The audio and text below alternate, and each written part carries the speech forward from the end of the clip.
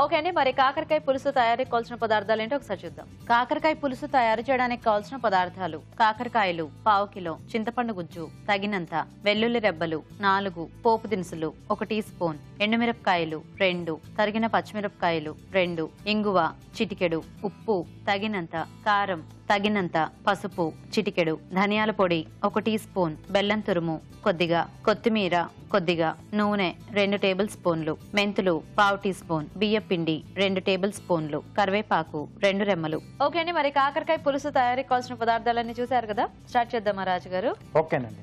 So ఇక్కడ కాకరకాయ ముక్కలు ఏంటంటే నేను సో ఇలా మొత్తంగా కట్ చేసి మధ్యలో కొంచెం ఇలా ఘాటు పెట్టానండి. ఓకే.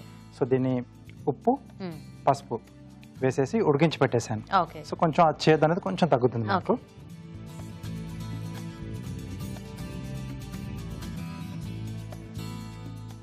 సో కావాల్సితే కొంచెం చింతపండు కూడా యాడ్ చేసుకోవచ్చు దాంట్లో. సో కొంచెం ఆ పులుపు అనేది కూడా దానికి యాడ్ అవుతుంది. అవును. సో అంటే కొంచెం ఈ చేదు కూడా ఇష్టం లేదు అనుకున్న వాళ్ళు పులుపుతో కూడా ఉడికించేసేయచ్చు. సో ముందుగా పోపు అండి. ఓకే. ఏమన్నా కాకరకాయ కొంచెం ఆ చేదు ఉంటేనే మనకి తినేటప్పుడు కొద్దిగా బాగుంటుంది కదా, లేకపోతే ఏం తింటున్నావు అసలు తెలియదు. సో దీంట్లో ఎండుమిరపకాయలు, పోపు దినుసులు, కొద్దిగా మెంతులు అండి. సో పులుసు కాబట్టి కంపల్సరీ ఆ మెంతులు ఉంటే బాగుంటుంది. అది కాకరకాయ పులుసు అయినా అవ్వచ్చు, ముక్కల పులుసు అయినా అవ్వచ్చు, ఏదైనా అయినా కొంచెం ఆ ఫ్లేవర్ అనేది. కత్తి కాకరకాయ కాబట్టి మనం కొంచెం తక్కువ వేసుకోవాలి మిగతా వాటి మీద. అంటే ఇలా మెంతులు పోపులోనే వేసుకోవాలి, లేకపోతే ఎండింగ్ లో కొంచెం మెంతి పొడి వేసుకున్నా ఆ ఫ్లేవర్ కూడా బాగానే ఉంటుంది. సో దీంట్లో పచ్చిమిరపకాయలు, వెల్లుల్లి రెబ్బలు ఇలా మెరుగు వేసుకోవాలి, కరివేపాకు, కొద్దిగా ఇంగువ అండి. ఓకే. సో ఈ పోపులకి, పులుసులకి, పచ్చళ్ళకి, కొన్ని రకాల పులిహోరలకి లాంటి వాటికి కంపల్సరీ ఆ ఇంగువ వేసుకుంటే టేస్ట్ అనేది చాలా బాగుంది, చాలా డిఫరెంట్ గా వస్తుంది. అది లేకుండా చేసుకున్న దానికి అది వేసి చేసుకున్న దానికి చాలా తేడా ఉంటుంది. సో దీంట్లో చింతపండు గుజ్జు అండి. ఓకే.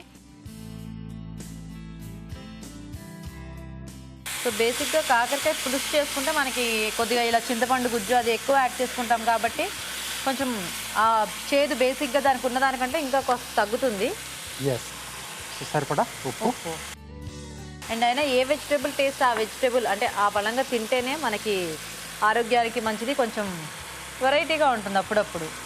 కొంచెం కారం. సో కాకరకాయని బాగా డీప్ ఫ్రై చేసుకుని దాని టేస్ట్ ఏదో తెలియకుండా తిన్నా వేస్ట్.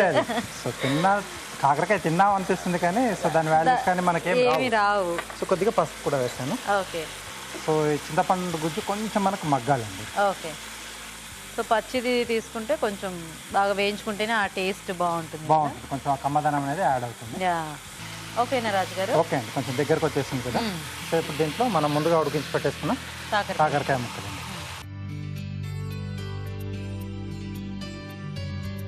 అలాగే కొద్దిగా ధనియాల పొడి,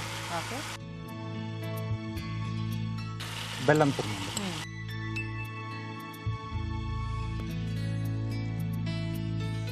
కొద్దిగా వాటర్ యాడ్ చేస్తారా?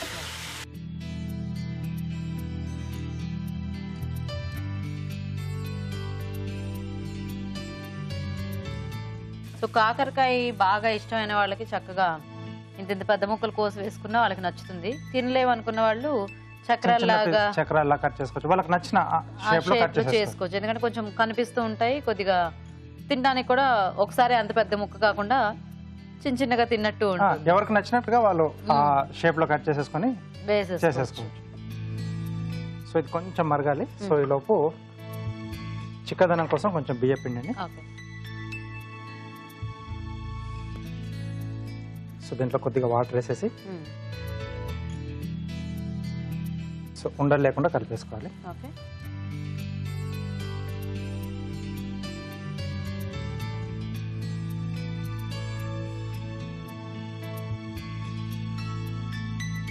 సో ఇలాంటి వాటిల్లో కొంచెం నువ్వుల పొడి కానీ లేకపోతే పల్లీల పొడి కానీ ఇట్లాంటివి యాడ్ చేసుకున్నా కొంచెం వాటి కమ్మదనం కూడా మనకి పులుసులో యాడ్ అవుతుంది కాబట్టి ఆ టేస్ట్ కూడా ఈ కాకరకాయలకు పట్టేసి అది కూడా బాగుంటుంది, కొంచెం కమ్మగా వస్తుంది అప్పుడు మనకి.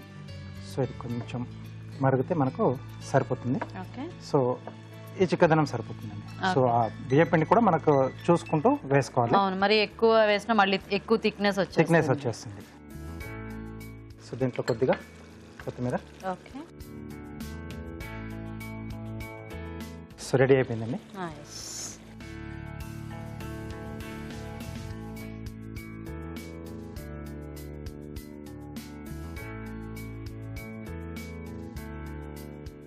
ఓకే, సో ఇంగువ పోపు మంచి స్మెల్ వస్తుంది. అవును, అండ్ దాంట్లో కూడా ఇంగువలో కూడా మంచి ఫ్రెష్ది అలా ఉంటుంది.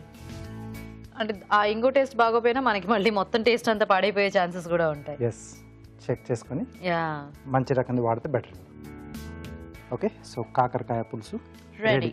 ఓకే అండి, మరి కాకరకాయ పులుసు రెడీ అయిపోయింది. టేస్ట్ చూసే ముందు తయారీ విధానం ఇంకోసారి చూద్దాం. కాకరకాయ పులుసు తయారు చేసే విధానం. ముందుగా కాకరకాయ ముక్కల్లో పసుపు, ఉప్పు వేసి ఉడికించి ఉంచాలి. ఒక పాన్ లో నూనె వేసి ఎండుమిరపకాయలు, పోపు దినుసులు, మెంతులు, తరిగిన పచ్చిమిరపకాయలు, వెల్లుల్లి రెబ్బలు, కరివేపాకు, ఇంగువ వేసి వేయించాలి. దీనిలో చింతపండు గుజ్జు, ఉప్పు, కారం, పసుపు వేసి వేగనివ్వాలి. తర్వాత ఉడికించిన కాకరకాయ ముక్కలు, ధనియాల పొడి, బెల్లం తురుము వేసి ఉడకనివ్వాలి. చివరగా బియ్య పిండిలో కొద్దిగా నీళ్లు పోసి బాగా కలిపి దీనిలో వేసి దగ్గర పడినివ్వాలి.